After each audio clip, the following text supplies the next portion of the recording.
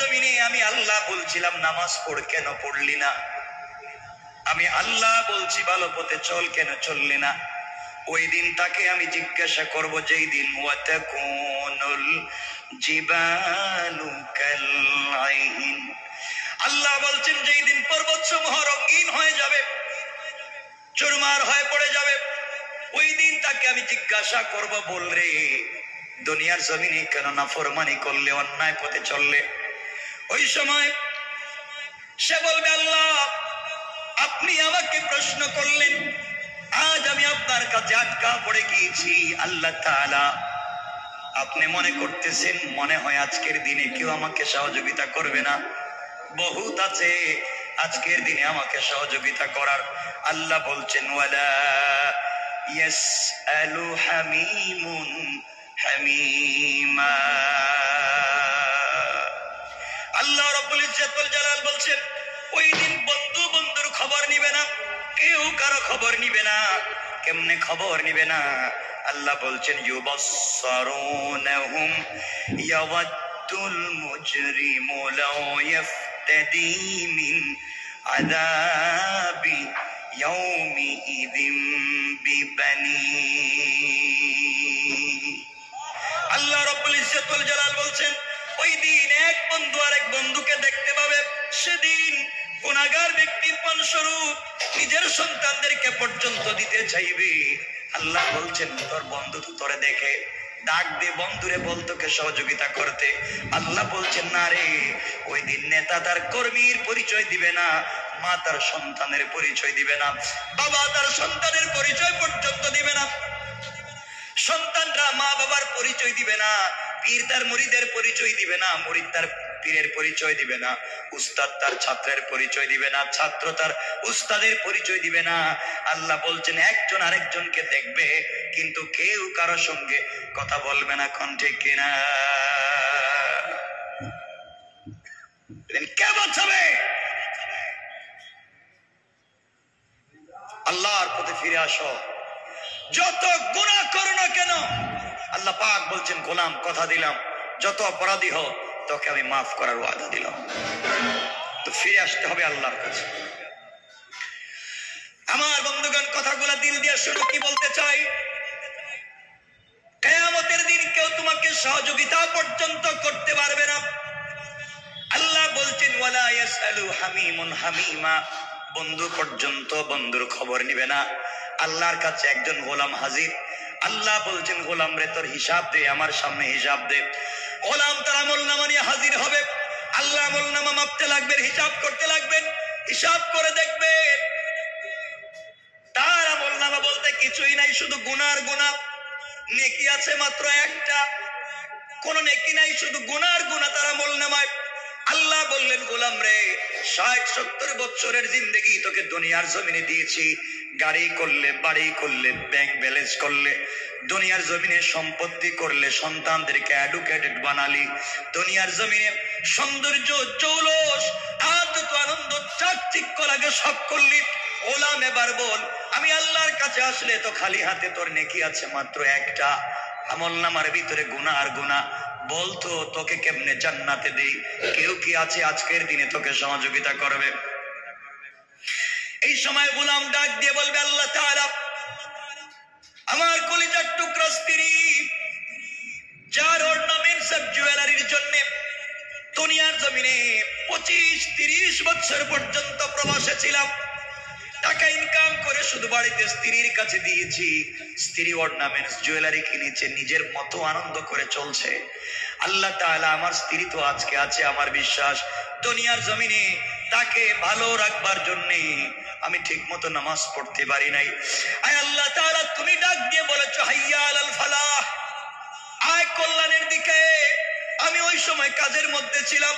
আল্লাহ তাআলা দুনিয়ার জমিনে সন্তানদেরকে বড় করবার জন্য, কলেজ ইউনিভার্সিটিতে পড়াবার জন্য আমি তোমার নাম নিতে পারি নাই। আল্লাহ তাআলা আমার সন্তানরাও কিয়ামতের মাঠে আছে।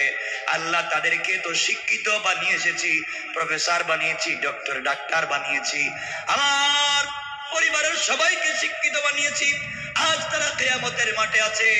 আল্লাহ তাআলা আমার মা বাবা আছেন, যাদেরকে খিদমত করার জন্যে, যাদেরকে ভালো রাখবার জন্যে এতদিন পর্যন্ত প্রবাসে ছিলাম, শুধু খাওয়াইলাম, ভালো রাখলাম, আজ তারাও আছেন। আল্লাহ তাআলা কেউ আজকে আমাকে ভুলে যাবে না। আমার বিশ্বাস আমার মা বাবা আমাকে ভুলে যাবে না, আমার সন্তানেরা ভুলে যাবে না, আমার ভাই আর বোন আমাকে ভুলে যাবে না, আমার স্ত্রী আমাকে ভুলে যাবে না। কিছু হলেও তারা আজকে আমাকে সহযোগিতা করবে। আল্লাহ বলছেন, যা কিয়ামতের মাঠেই পড়তে চলে যা, গিয়া দেখতো তোকে কেউ সহযোগিতা করে কিনা। আল্লাহর গোলাম কিয়ামতের মাঠে দৌড়াবে, কিছু দূর যাওয়ার ডাক দিয়া বলবে, স্ত্রী রে তুমি একটু দাঁড়াইয়া যাও, আমি তোমার স্বামী অমুক, তোমার জন্য এত কষ্ট করেছি, আজকে আমার আমল নামায় নেকি বলতে কিছুই নাই, একটা মাত্র নেকি আছে, গুনাহ ছাড়া কিছুই নাই, তোমাদের জন্য জীবনে কত কষ্ট করেছি, দেও না আমাকে একটু নেকি দিয়ে সাহায্য করো, কসম আল্লাহ পাকের জাতের। এমন সময় স্ত্রী ডাক দিয়া বলবে, স্বামী রে, কে যুবক তুমি আমাকে স্বামী বলে পরিচয় দিচ্ছ, তুমি আমাকে আমার স্বামী বলছো, আমার স্বামী তুমি বললা কেমনে? যুবকের দুনিয়ার জমিনে আমি বিয়েই বসি নাই, কোন ছেলেকে বিয়া পর্যন্ত করি নাই, তুমি স্বামী আসলা কোত্থেকে? এই বলে স্ত্রী তার স্বামীকে অস্বীকার করবে।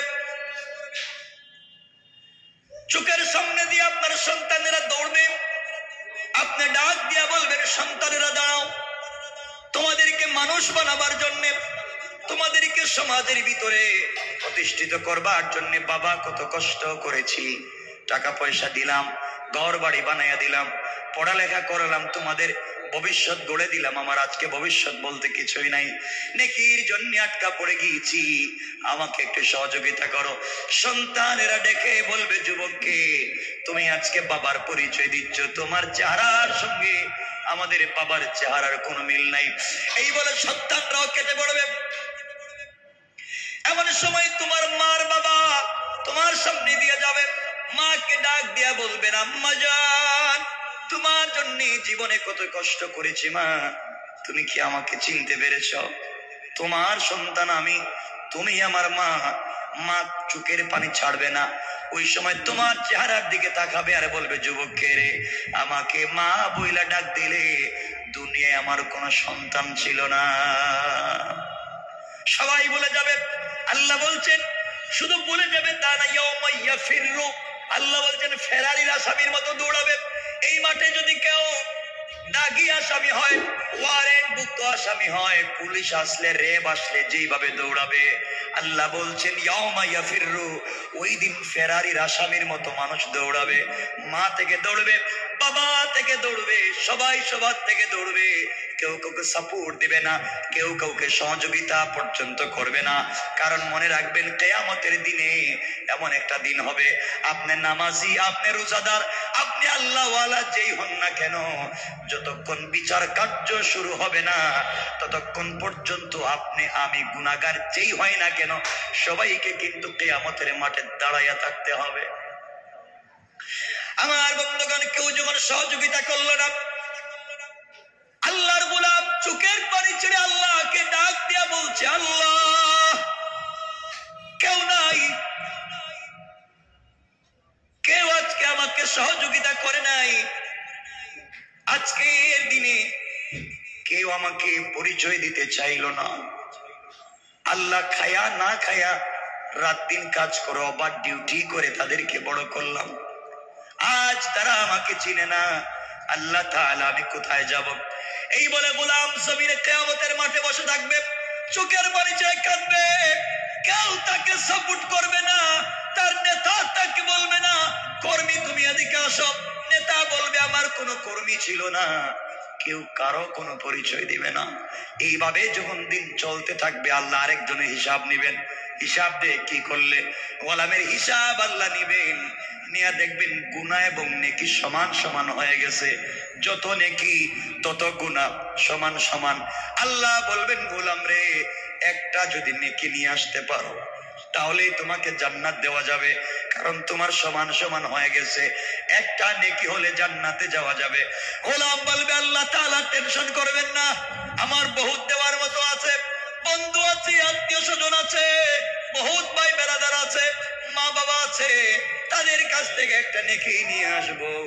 আমার বন্ধুগণ, এমন সময় আল্লাহ রাব্বুল ইজ্জতুল জালাল বলবেন নিয়ে আয়, কিন্তু জমিনের কিয়ামতের মাঠে দৌড়াবে, কেউ একটা নেকি পর্যন্ত দিবে না, কেউ সহযোগিতা করবে না, চোখের পানি ছেড়ে ছেড়ে কাঁদবে আর বলবে আল্লাহ আজকের দিনে কেউ আমাকে একটা নেকি দেয় নাই। কিয়ামতের মাঠে দৌড়াবে আর বলবে আল্লাহ কেউ নাই। এমন সময় সামনে গোলাম গিয়া দেখবে একজন লোক চোখের পানি ছেড়ে বসে বসে কান্না করে। কিরে ভাই তুমি ওখানে কান্না করো, কি হয়েছে? যুবক ডাক দিয়া বলবে বাইরে আল্লাহ আমার কাছে হিসাব চাইছিল, আছে মাত্র নেকি একটা, আর গুনার গুনাহ, আত্মীয় স্বজন কতজনের কাছে গেলাম কেউ আমাকে দিল না। ও বলবে ভাই আমার লাগবে মাত্র নেকি একটা, তোমার আছে একটা, আমিও আমার আত্মীয় স্বজনের কাছে গিয়েছিলাম কেউ আমাকে একটা নেকি দেয় নাই। আল্লাহ বলেছেন একটা মাত্র নেকি হলে জান্নাতে যাওয়া যায়, একটা নেকি পর্যন্ত কেউ আজকে আমাকে দিল না। এমন সময়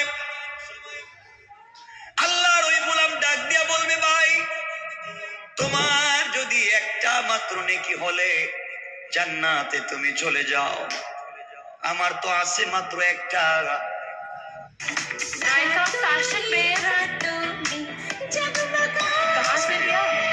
আমার তো আর কোন নেকি নাই, একটা নিয়ে তো জান্নাতে যাওয়া যাবে না।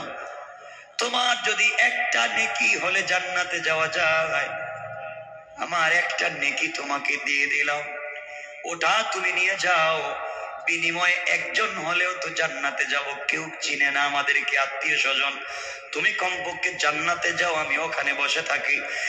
এক নেকি নিয়ে আল্লাহর দরবারে হাজির হয়ে বলবে আল্লাহ তাআলা আপনি আমাকে বলেছেন একটা নেকি হলে জান্নাতে যাওয়া যায়, আল্লাহ তাআলা একটা নেকি নিয়ে আসছি, তুমি আমাকে জান্নাত দাও। আল্লাহ ডেকে বলবেন গোলাম রে বলতো তোকে নেকিটা দিল কে? তোর স্ত্রী দিয়েছে না, সন্তান দিয়েছে না, আত্মীয় স্বজন দিয়েছে না, কে দিল? আয় আল্লাহ রাস্তার মধ্যে একজন গোলাম আছে মাত্র একটা নেকি নিয়ে কান্না করে, তার আছে মাত্র একটা, আমার লাগবে একটা, আমাকে দিয়ে দিয়েছি, তা নিয়ে হাজির হয়েছি। আল্লাহ বললেন কিয়ামতের মাঠে তো উদারতার মানবতার পরিচয় দিল, কে আমার কাছে নিয়ে আসো। আল্লাহর দরবারে হাজির করা হবে। আল্লাহ জিজ্ঞাসা করবেন গোলাম তুমি কেন তাকে একটা নেকি দিয়েছো, তোমার আছে মাত্র একটা? ডাক দিয়া বলবে আল্লাহ তাআলা আছে মাত্র একটা, আর নাই, এক নেকি নিয়ে জান্নাতে যাওয়া যাবে না। চিন্তা করলাম দুনিয়ার জমিনে যাদের পিছনে সময় নষ্ট করলাম সব বুয়া, সব বেকার গিয়েছে, আজকে একটা নেকি দেয়া হলো ওই লোকটাকে জান্নাতে যাওয়ার সুযোগ করে দেই, এই সহযোগিতাটুকু আমি করেছি। আল্লাহ রাব্বুল ইজ্জতুল জালাল বলবেন গোলাম রে কিয়ামতের ময়দানে আমার সামনে তুমি মানবতার দৃষ্টান্ত স্থাপন করতে চাও, তুমি আমার সামনে দাতা সাজতে চাও, এই পৃথিবীতে আমার চাইতে বড় দাতা আর কেউ নাই, কিয়ামতের মাঠে আমার চাইতে বড় দাতা আর কেউ নাই রে গোলাম। তুমি একটা নেকি দিয়ে দাতা সাজতে চাও, আমি আল্লাহর চাইতে বড় দাতা দুনিয়ার জমিনে কেউ নাই, তুমি একটা নেকি দিয়ে যে মানবতা তুমি দেখিয়েছো, আমি আল্লাহ খুশি হয়ে তোমাকে মাফ করে দিলাম। কিয়ামতের মাঠে তোমার বাবা তোমাকে দেখে নাই, তোমার মা, তোমার সন্তান, তোমার স্ত্রী, কেউ তোমাকে চিনে নাই, এই মাঠে এসে তুমি মানবতা দেখিয়েছ, আমি আল্লাহ রাব্বুল ইজ্জত ওয়াল জালাল তোমার মানবতার উপরে খুশি হইয়া তোমাকে এমন জান্নাতের ফয়সালা করে দিলাম, তোমার হিসাব নিব না, আমলের খাতাও দেখতে চাই না, তোমার জন্য আমি আল্লাহ এতটা জান্নাতের দরজা খুলে রেখে দিলাম। এই জন্য আমার বন্ধুগণ কিয়ামতের ময়দানে কেউ আপনাকে সহযোগিতা করবে না, একমাত্র আল্লাহ ছাড়া। আত্মীয় স্বজন যাদের পিছনে সময় নষ্ট করবেন কেউ আপনার আপন হবে না। কিয়ামতের মাঠে যিনি আপনাকে আমাকে চিনবেন তিনি হলেন আল্লাহ। তিনি কে? কষ্ট হচ্ছে আপনাদের? আমার বন্ধুগণ মনোযোগ দিয়ে শোনেন, এই জন্য আল্লাহ রাব্বুল ইজ্জত ওয়াল জালাল বলছেন, বন্ধু শোনো কি বলতে চাই। কিয়ামতের দিনে গুনাহগার আল্লাহর কাছে বলবে, আল্লাহ তাআলা সবাইকে বলতেছে এই কথাগুলো। কিয়ামতের দিন গুনাহগার আল্লাহকে বলবে, আল্লাহ তাআলা তুমি আমাকে ছেড়ে দাও। আয় আল্লাহ, জাহান্নাম যেইভাবে আসতেছে আমাকে খেয়ে ফেলবে, তুমি আমাকে ছেড়ে দাও। বিনিময়ে তুমি ইয়াউমি ইদিন বিবানি, আল্লাহ তাআলা তুমি আমার সন্তানদেরকে বেঁধে রাখো, তুমি আমার সন্তানদেরকে বাঁধো। যেই সন্তানগুলাকে মানুষ করবার জন্য আমি কষ্ট করেছি, যেই সন্তানের জন্য আমি দুনিয়ার জমিনে ঠিক মতো নামাজ পড়তে পারি নাই, ওদের ভবিষ্যৎ গড়ে দেওয়ার জন্য কষ্ট করেছি। আয় আল্লাহ তাআলা, কিয়ামতের মাঠে তুমি আমাকে ছেড়ে দাও, আমার সন্তানগুলাকে বাঁধো। আল্লাহ বলবেন, গোলাম আর কি বলবে বল বল।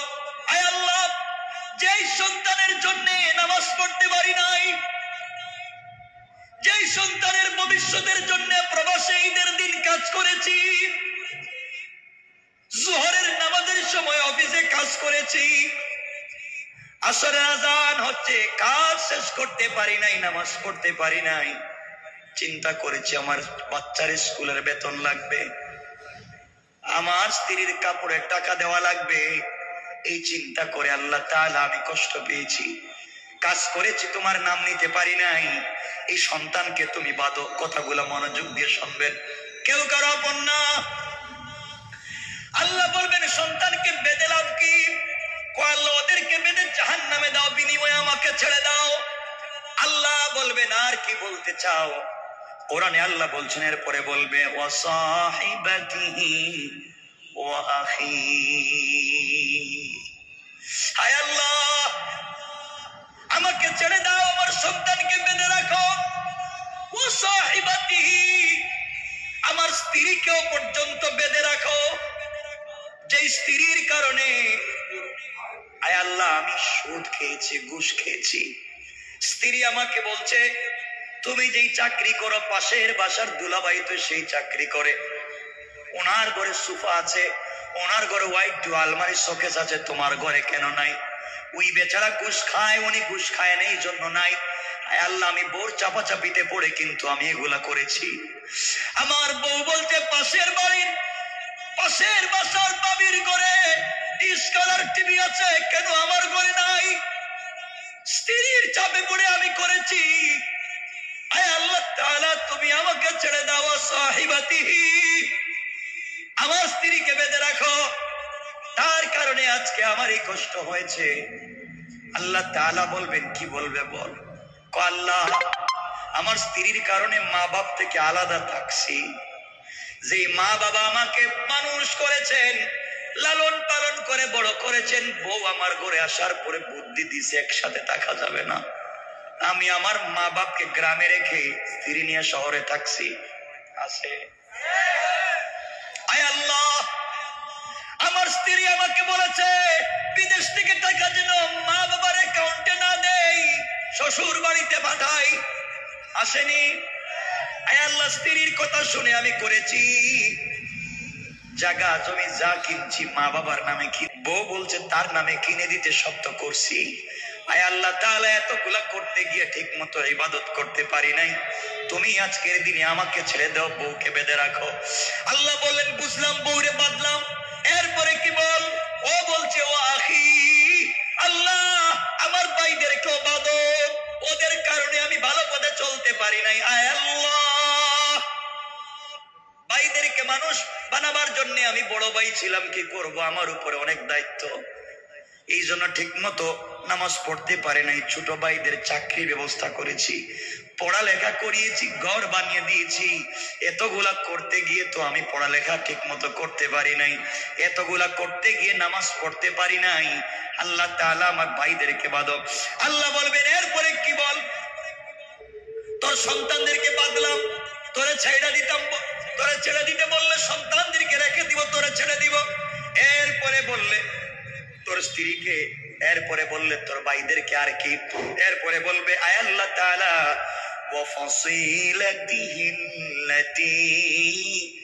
তুআওয়ি। আয় আল্লাহ তাআলা, আমি এমনি এমনি চুরি করি নাই, তুমিও ফাসিলাতিহি, আমার গোষ্ঠী যারা আছে গোষ্ঠীর নেতাদেরকে বাঁধো, আমার দাদা চাচাদেরকে বাঁধো, আমার নেতাকে বাঁধো। আমি ফেন্সিডিল ব্যবসা করার পরে ধরা খেয়ে তার কাছে গেছি, তার ঘরে রাখছি। কথা বলেন না কেন?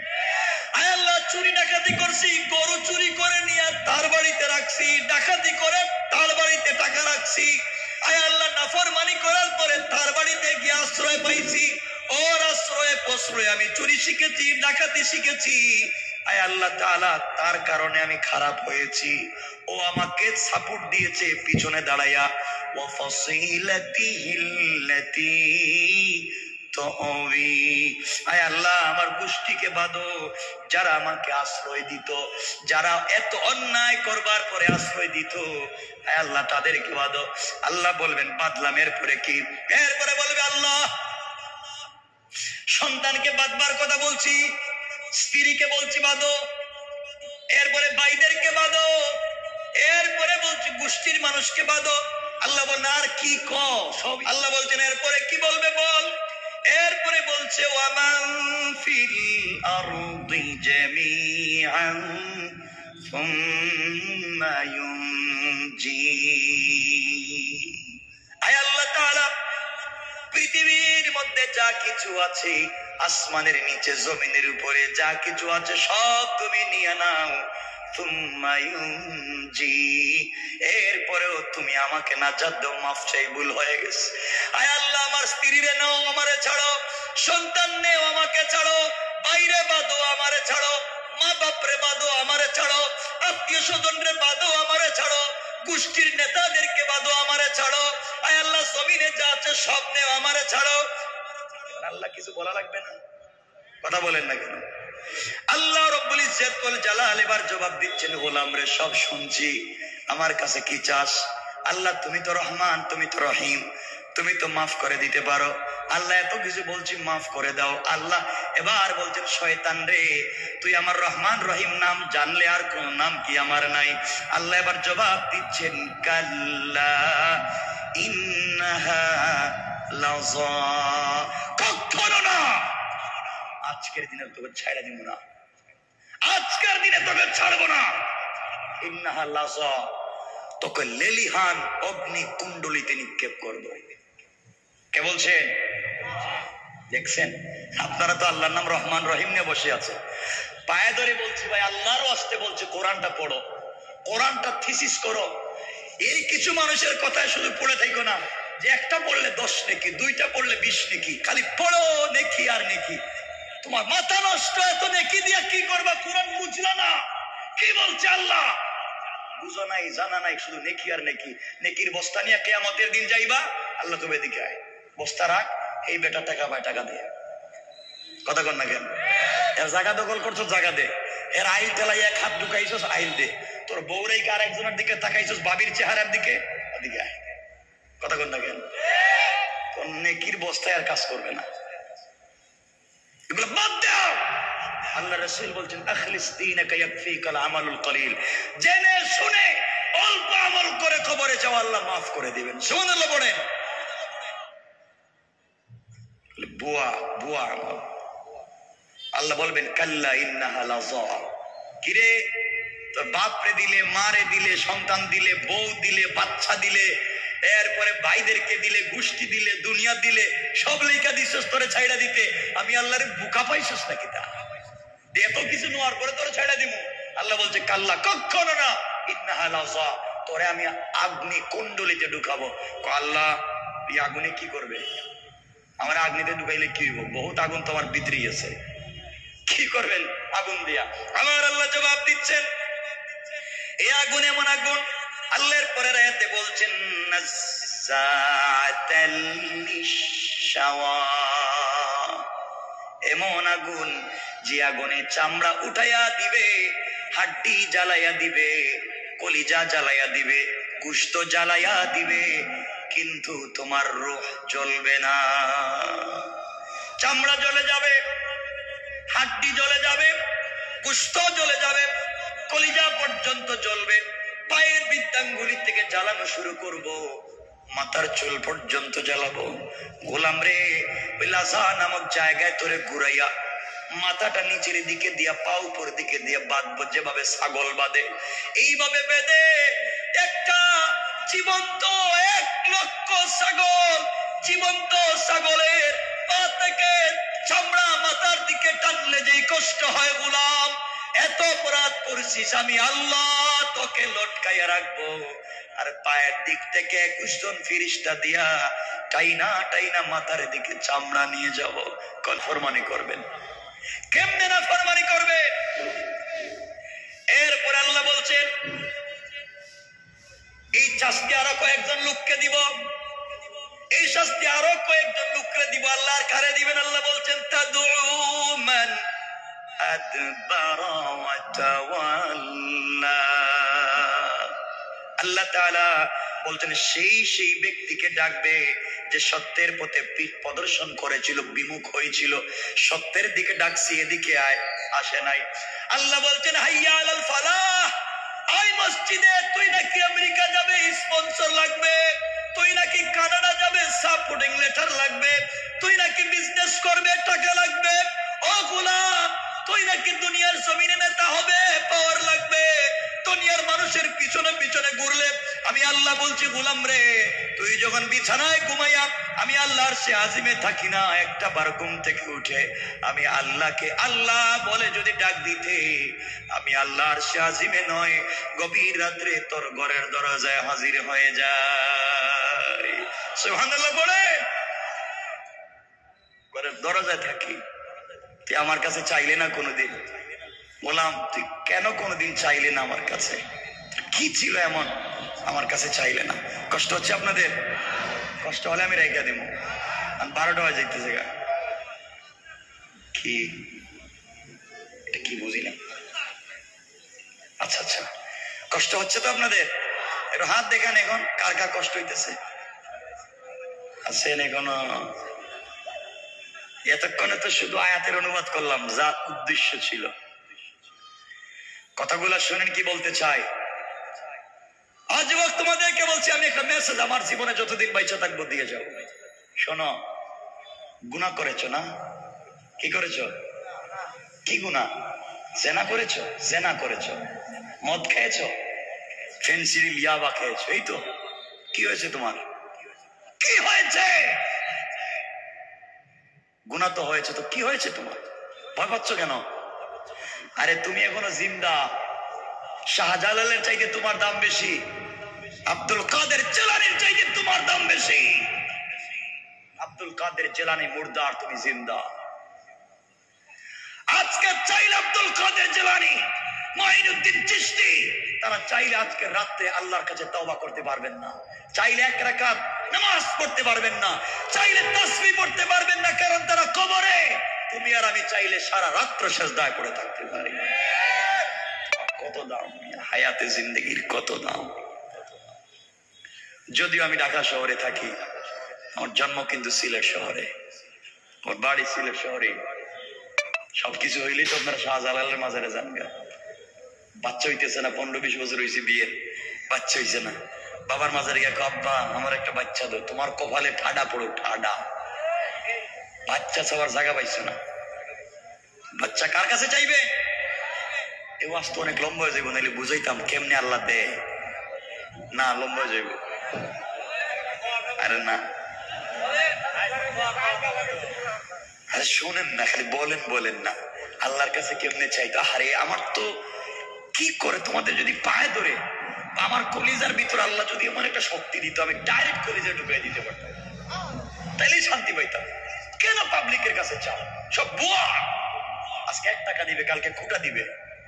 আর আল্লাহর কাছে চাও, আল্লাহ বলছেন কোন লাইনে দিব তুই চিন্তাই করতে পারবেন। বলি আল্লাহর কাছে চাইবেন বাচ্চা, আরে আল্লাহ বাচ্চা দিবেন, দিবেন না?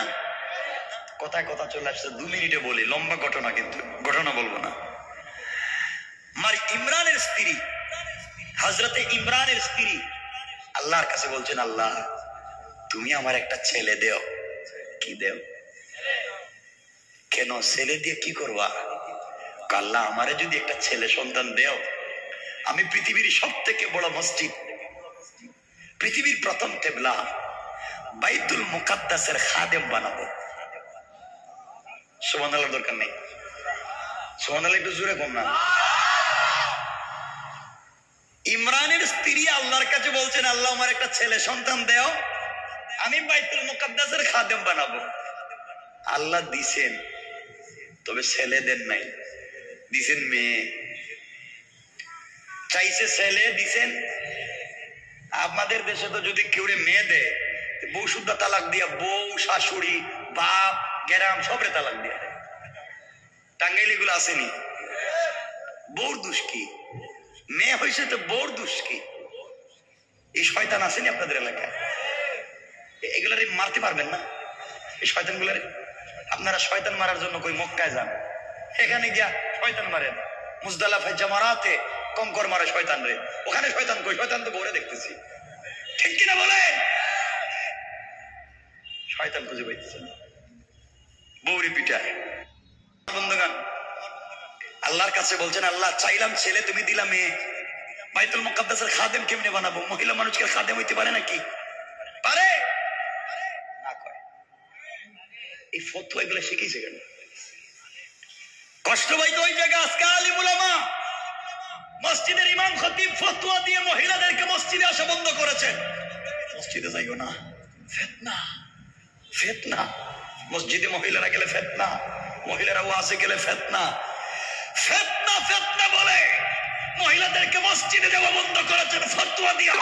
কিন্তু আজও ফতোয়া দিয়া মহিলাদেরকে মার্কেটে যাওয়া, সিনেমা হলে যাওয়া, রাস্তায় আড্ডা দেওয়া, পার্কে যাওয়া বন্ধ করতে পারেন নাই। ফতোয়া দিবেন কোথায়, দিচ্ছেন কোথায়?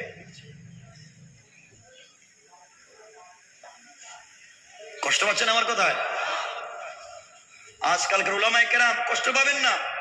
মসজিদের ইমাম খতিব মসজিদের মিম্বরে সত্য কথা বলেন না। মসজিদের মিম্বরে শুধু গুরুস্তাদের ওয়াজ করেন, কারণ বললে তো চাকরি থাকবে না। কিসের চাকরি আপনার?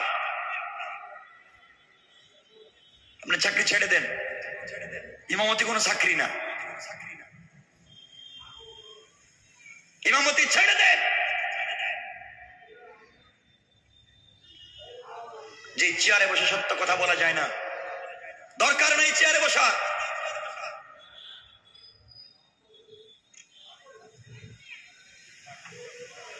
ইমাম সাহেব মসজিদে চিন্তা করছে, আজকে আল্লাহ যা করে সুদের বিরুদ্ধে একটু ওয়াজ করি। না আমাদু নসল্লি আল্লাহ বলে সুদের ওয়াজ শুরু করছে। ডাইন দিকে তাকায় থেকে সভাপতি, এলাকার সব থেকে বড় সুদুরি। ইমাম সাহেব চাকরি তো গেছে কি দেখতেছে, শেষ ওয়াজ পাল্টাইয়া দিছে। যা সুদের ওয়াজ নাই, আজকে একটু ঘুষের ওয়াজ করি, ঘুষ যারা খেয়াদেরকে সাইজ করুন। না আমাদের শুরু করছে, বাম দিকে তাকা দিকে সেক্রেটারি, সাবেক দারোগা। ঘুষ খাইতে খাইতে সিএনজি ড্রাইভারের কাছ থেকে সিগারেটের অর্ধেকও খাইছে। কথা কোন থাকে, ঠিক কিনা বলেন? ইমাম সাহেব আল্লাহরি চাকরিতে দেখতেছি লালবাতি। যাক, যারা জায়গা দখল করে, ভূমি দখল করে, কালবাড়ির টাকা মাইরা খায়, এদের বিরুদ্ধে ওয়াজ শুরু করছে। সামনে তাকায় দেখে ক্যাশিয়ার, সাবেক মেম্বার, সব মেম্বার না, খারাপ মেম্বার করতেছে, সাবেক মেম্বার। খাইতে খাইতে বিধবার ভাতার টাকা, বাচ্চাদের স্কুলের দুধের টাকা খাইয়া নিজের বউরে বিধবা বানাইয়া বিধবা ভাতা উঠে খাইছে। কথা বল মনে আছে না নাই? নিজের বউ নিজে জিন্দা, নিজের বউরে বানাইছে বিধবা। আসেনি তা? ইমাম সাহেব আল্লাহ চাকরি তো এমনি দেখতেছি নাই। ইমাম সাহেব খুব চালাক ছিল, চালাক। ডাইরেক্ট গেছে এলাকার গুরুস্থানে, গিয়ে মাটির নিচে ওয়াজ করে। মাটির নিচে মুর্দারা কে কেমন আছে, সভাপতি কয় মাশাআল্লাহ, সেক্রেটারি কয় আলহামদুলিল্লাহ, ক্যাশিয়ার কয় জাযাকাল্লাহ হুজুর, আগামী মাসে 500 বেতন বাড়াইয়া দিলাম, খুব ভালো ওয়াজ হয়েছে। সব খুশি। এগুলো চলবে না। আপনার পঞ্চায়েতের, আপনার মহল্লার ফিতনাকে দূর করা লাগবে। এলাকায় খবর নেন, বহুত লোক আছে নিজের বউরে তালাক দিছে, তালাক দেওয়া বউরে নিয়ে থাকে। এগুলা মনে টাঙ্গাইলে নাই মনে হইতেছে। এগুলা কি জিনিস? আর যুবকদের ওয়াজ তো নাই করলাম। তোমরা তো আসো ভাই, তোমরা যে জিনিস, কোন জিনিস দিয়ে আল্লাহ বানাইছে আল্লাহ। তোমরা আসো শুধু প্রেম প্রেম, গার্লফ্রেন্ড আর বয়ফ্রেন্ড, ঠিক কিনা? এটা ঠিক হইলো কেমনি? এটা তো খারাপ জিনিস। এই জিনিসটা শান্তি পাইতেছে না।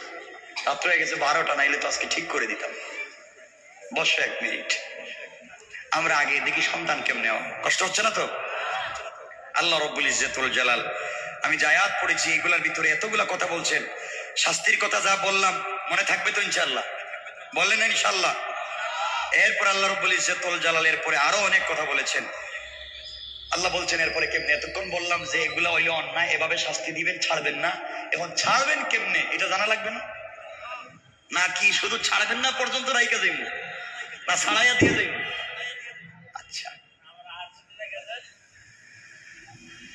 শোনেন কি বলতে চাই আমার বন্ধুগণ। ইমরানের স্ত্রী আল্লাহর কাছে বলেন, আল্লাহ চাইলাম ছেলে, দিছো মেয়ে। মহিলা মানুষে আবার বাইতুল মুকাদ্দাসের খাদেম বানাইবো কেমনে? আল্লাহ কয় মহিলারেও বানাও, কোনো আপত্তি নাই, এই মেয়েরই খেদমতে বানাও। হযরত ইমরানের স্ত্রী মারিয়ামকে বাইতুল মুকাদ্দাসের খাদেম বানাইছেন, খাদেমা। তিনি মসজিদ ঝাড়ু দেন, মসজিদ মুইছা দেন, মানে মহিলা মানুষ মসজিদের খাদেম। আর আপনাদের মসজিদের খাদেম যদি কোনো মহিলারে বানানি দেওয়া যায়, এটা তো হয়েছিলই তো, মানে একটা সিনেমা হল হয়ে যেত এখানে। নাউজুবিল্লাহ বলেন। ইমরানের স্ত্রী হযরত মারিয়ামকে বানালেন মসজিদের খাদেমা, খিদমাত করতেছেন। মারিয়াম একটু বড় হয়ে গেলেন, এলাকার মানুষ মিলে মসজিদের পাশে একটা ঘর বানাইয়া দিলেন। তিনি এই ঘরে থাকতেন, মসজিদের খিদমাত করতেন, তাসবিহ তাহলিল করতেন, আল্লাহর নামের জিকির করতেন। মানুষ তার কাছে তেল নিয়ে, পানি নিয়ে, দোয়ার জন্য যাইতো, হাত দিয়ে তোফা দিতে, এভাবে চলতেছে। হঠাৎ করে একদিন মারিয়াম বসে আছেন, জিবরিল আমিন আসছেন। আচ্ছা সালাম দিয়ে বলছেন, মারিয়াম কেমন আছো? ভালো আছি, কিন্তু আপনারা চিনলাম না, চেহারা তো চিনতেছি না। চিনবা না তো? একটা খবর দিতে এসেছি তোমারে। কি খবর? কয় তোমার একটা ছেলে হইব, ছেলে। সুবহানাল্লাহ। মারিয়াম বলতেছেন আমার কি হইব? ছেলে হবে? হ্যাঁ তোমার একটা ছেলে হবে। মারিয়াম বলতেন কে তুমি? আমার ছেলের কথা বললে, আমার কি বিয়ে হয়েছে নাকি? আমি কোনো পুরুষ মানুষের কাছাকাছি গেছি নাকি? আমার কোনো স্বামী আসেনি যে আমার ছেলে হইব? হবে তো। দেখো আমার সাথে দুষ্টামি করো না, বিয়ে শাদী করি নাই, কোন ছেলের কাছাকাছি যাই নাই, বাচ্চা হইব কেমনে? জিব্রাইল বলছেন আরে আমার কথা না, আল্লাহ বলছেন তোমার ছেলে হবে। মারিয়াম বললেন তাইলে আপনি কে? আমি তো জিব্রাইল, সুসংবাদ দিতে আসছি। জিব্রাইল কি বিয়া ছাড়া হয়ে যাবো? হ্যাঁ, বিয়া লাগবে না, স্বামী লাগবে না, এরপরও তোমার ছেলে হবে। ও কেমনে? কইতে এমনি, তুমি কাপড়টা এভাবে করবা আর আমি একটু ফু দিয়ে দিব, ফু দিলেই বাচ্চা হয়ে যাবে। সুবহানাল্লাহ নাই? এই জন্যই তো আপনারা পিসাবদের কাছে যান, যখন ফু দেন, এটা ফু দিছে জিব্রাইল, আর আপনি গেছেন একটা শয়তানের কাছে বউরিনি, ঠিক কিনা বলেন? জিবরিল আমিন ফু দিয়েছেন। যাই হোক অনেক লম্বা। হযরত মারিয়ামকে বলছেন, মারিয়াম তোমার একটা সন্তান হবে, ছেলে। আল্লাহ বলছেন আমি ছেলে দিয়ে কি করবো, বিয়ে শাদী কিছু নেই? এমন না, তোমার ছেলের নামও আল্লাহ রাইখা দিছেন, ছেলের নাম হবে ঈসা। সুবহানাল্লাহ বলেন। আচ্ছা এরপরে এই ছেলেকে আল্লাহ নবী এবং রাসূল বানাইবেন। এই ছেলে জন্ম নেওয়ার সাথে সাথে জোয়ান মানুষের মতো কথা বলবে। আল্লাহ তাকে তাওরাত এবং জবুরের হাফেজ বানাবেন। মারিয়াম কোনে তো কিছু, আর কি? আরো আল্লাহ বলছেন তোমার ছেলেকে এমন শক্তি দিবেন, 1000 বছরের পুরোনো গুরুস্থানে গিয়া যদি বলে কুম বিইজনিল্লাহ, তাহলে 1,00,000 বছরের পুরাতন কবরস্থানের মানুষ জিন্দা হইয়া সালাম দিবে। মারিয়াম বলতেছেন দুষ্টামি হইতেছে এগুলা, আমার বিয়াই নাই, বাচ্চাই নাই, আর সব হয়ে যেতেছে। আরো আছে, আর কি? কোন কুষ্ঠ রোগ, কুষ্ঠ রোগী যদি তোমার ছেলের কাছে আসে, হাত দিলেই ভালো হয়ে যাবে। আরো অনেক কিছু আছে। মারিয়াম বললেন, দেখো আমার সাথে দুষ্টামি করো না, কিন্তু এগুলো আমি বুঝতেছি না, মানুষ আমার সমালোচনা করবে, মানুষ আমাকে নিয়ে সমালোচনা করবে, বিয়ে শাদী ছাড়া বাচ্চা পাইলাম কেমনে। মারিয়াম, আল্লাহ বলছেন ফাসাবরুন জামিল, উত্তম ধৈর্য ধরো।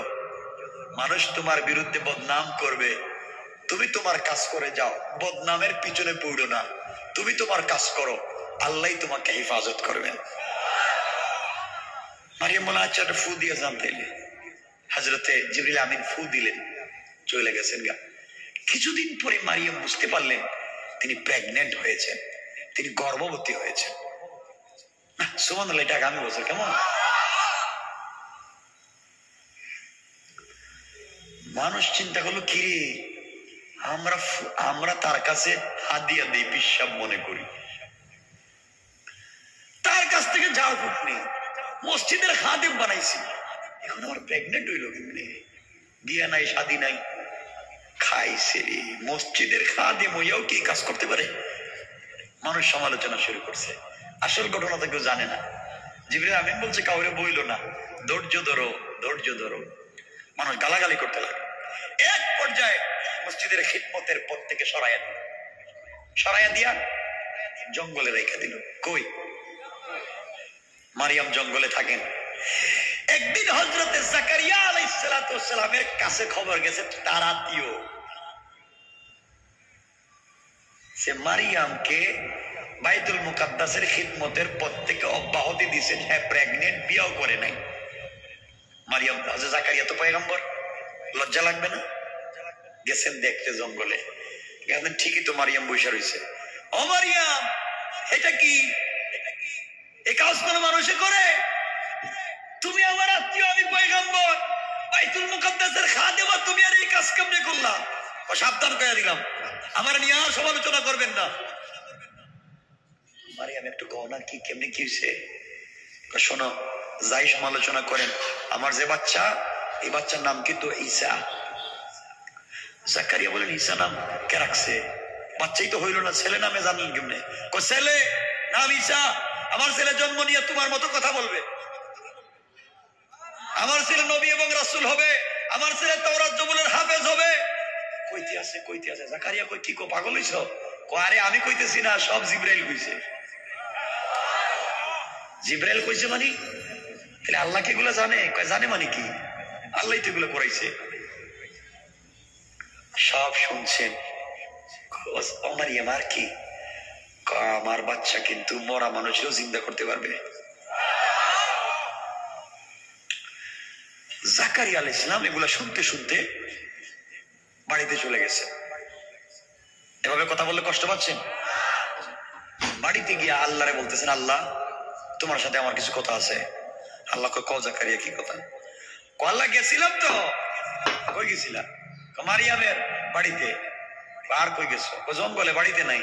খেদমত নাই তো মারিয়ামের, জঙ্গলে। কি হয়েছে? আল্লাহ আপনি তো জানেন না, মারিয়াম প্রেগনেন্ট। আল্লাহ মনে হয় জানে না। সুবহানাল্লাহ বললেন না?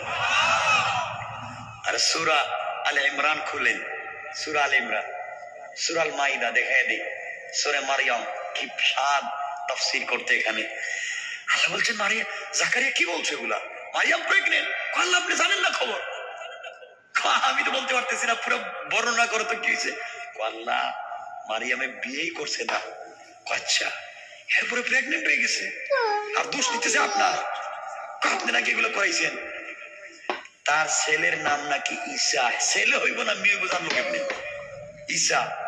এরপরে নাকি তার ছেলে হাফেজ থাকবে তাওরাত জবুরে, তার ছেলে নাকি নবী রাসূল হইব, তার ছেলে নাকি মরা মানুষের চিন্তা করবো। আল্লাহ, আমি এত কিছু বুঝতেছি না, এটা কেমনে কি? জামাই ছাড়া বাচ্চা হয়ে যাইতেছে। আল্লাহ বলো, জাকারিয়া তুমি সন্দেহ করো কেন? যা হচ্ছে, যা হবে, সব আমি আল্লাহ করেছি। আল্লাহু আকবার, সব আমি করছি। আল্লাহ আর কি? ঠান্ডা হয়ে গেছে। আল্লাহ আর কি? জানো তুমি কিছু? জানি না। আমার রূহ ঈসা রূহুল্লাহ, ঈসাকে শুধু পয়গম্বর বানাবো তা না, বরং এই সমাজকে সংস্কার করবার জন্য কিয়ামতের আগে আবার তাকে দুনিয়ায় পাঠাইয়া কাফের বেঈমানদেরকে খতম করে গোটা দুনিয়ায় আমি আল্লাহ আমার ইসলামী হুকুমত কায়েম করবো। সুবহান। জাকারিয়া শুনছেন, শোনার পরে বলতেছে, আল্লাহ আমার কিছু কথা আছে। কি কথা? আপনি জানেননি আমার খবর। তোমার আবার খবর কিতা? আল্লাহ আমার দাঁত পড়ে গেছে। তোমার দাঁত পড়ছে, আমি কি করব? আল্লাহ আমার দাঁত পড়ে গেছে, আমার চামড়া ঢিলা হয়ে গেছে। বুঝলাম না, তুমি এতক্ষণ মারিয়ামের গল্প করলা, হঠাৎ করে তোমার গল্পে চলে গেলে কেন? আল্লাহ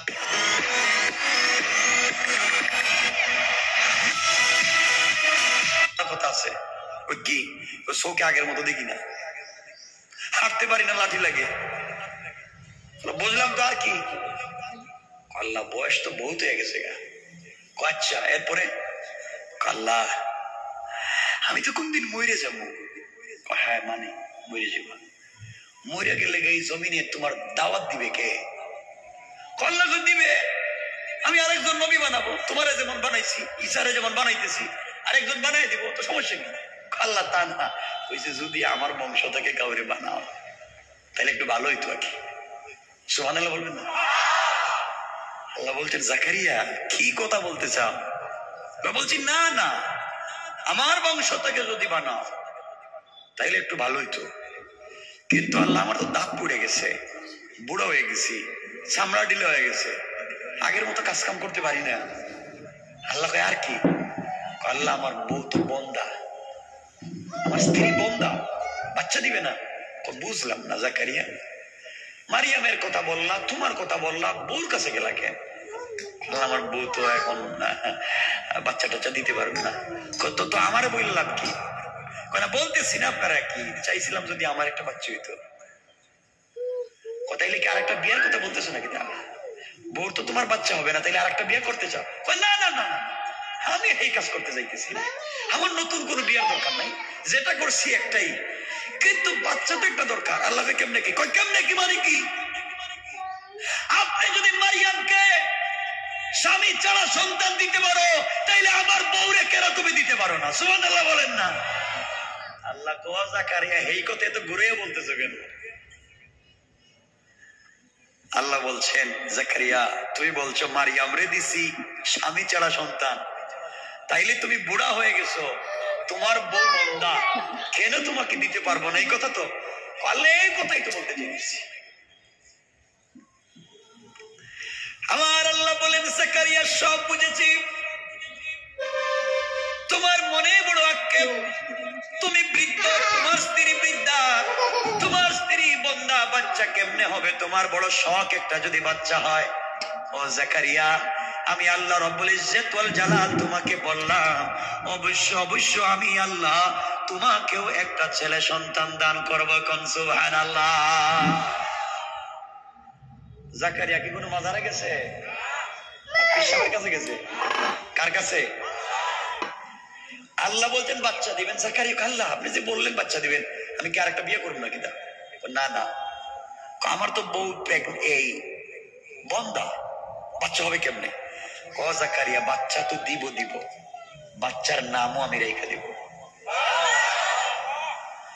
আল্লাহ কি নাম রাখবেন? ঈসা তো একটা নাম রেখে দিছেন। জাকারিয়া তোমাকে আরো ভালোবাসি, তোমার একটা ছেলে হবে, ছেলের নাম রাখবো এমন একটা নাম যেই নাম পৃথিবীতে আজ পর্যন্ত কেউ রাখে নাই। প্রথম তোমার সন্তানের জন্য আমি সিলেক্ট করেছি একটা নাম। আল্লাহ কোন কি নাম?